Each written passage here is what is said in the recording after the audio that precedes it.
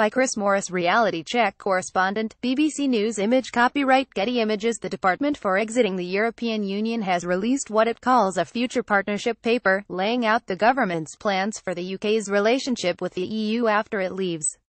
The reality check team looks at some of the key parts of the document.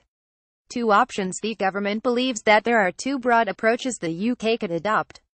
The key part of the government's paper is the choice of two different destinations as it tries to negotiate a long-term solution.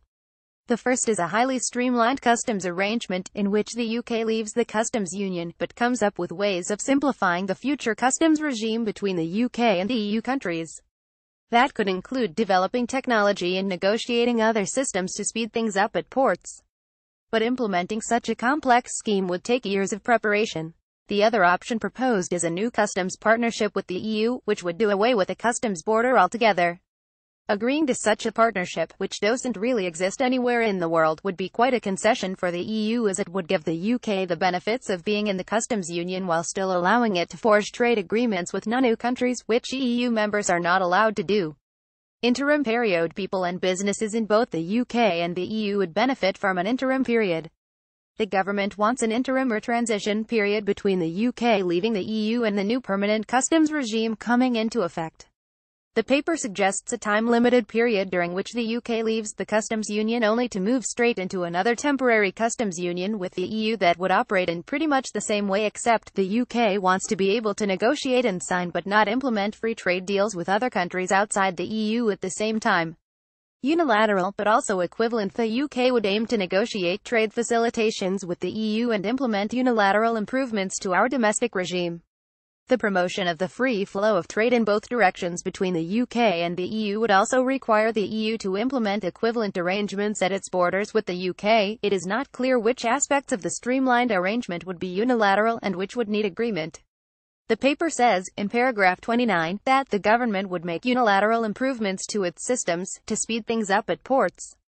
But then, in paragraph 30, it says that the EU would have to implement equivalent arrangements. Common Transit Convention. Through membership of the Common Transit Convention (CTC), which simplifies border crossing for goods in transit. The CTC is the set of rules for moving goods between EU member states and other countries, including Iceland, Norway, Switzerland, Macedonia and Serbia. It is supposed to make it easier to move products from one country to another via a third country that is not necessarily an EU member.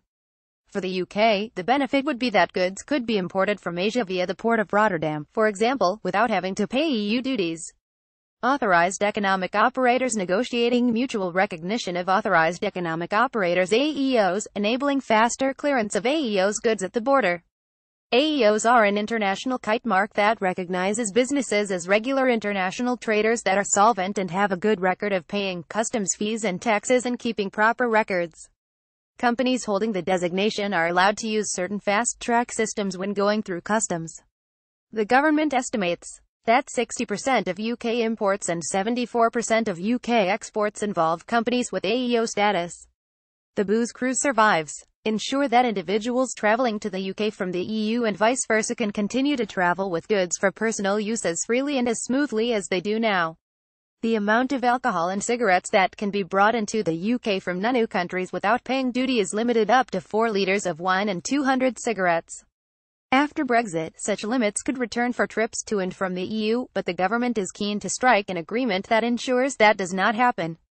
Innovative and untested way. Acknowledge this is an innovative and untested approach that would take time to develop and implement. The government says it wants to look into the practical complexities involved in a customs partnership, but the EU has already repeated its argument that frictionless trade outside the customs union and the single market is impossible. Would ministers be happier being innovative and untested than being courageous? Customs White Paper. We will continue to discuss these proposals with stakeholders over the summer and will publish a Customs White Paper in advance of the Customs Bill in the autumn. If negotiations on the future partnership with the EU have not yet begun by the autumn, there may be a few blank spaces in the Customs White Paper that will have to be filled in later. And this week's paper also emphasizes that the government will be ready for a no-deal scenario that would necessitate standalone customs and excise systems. This is not the government's preferred outcome, the paper says, but it is essential that the UK is prepared for all possible outcomes. Read more from Reality Check. Follow us on Twitter.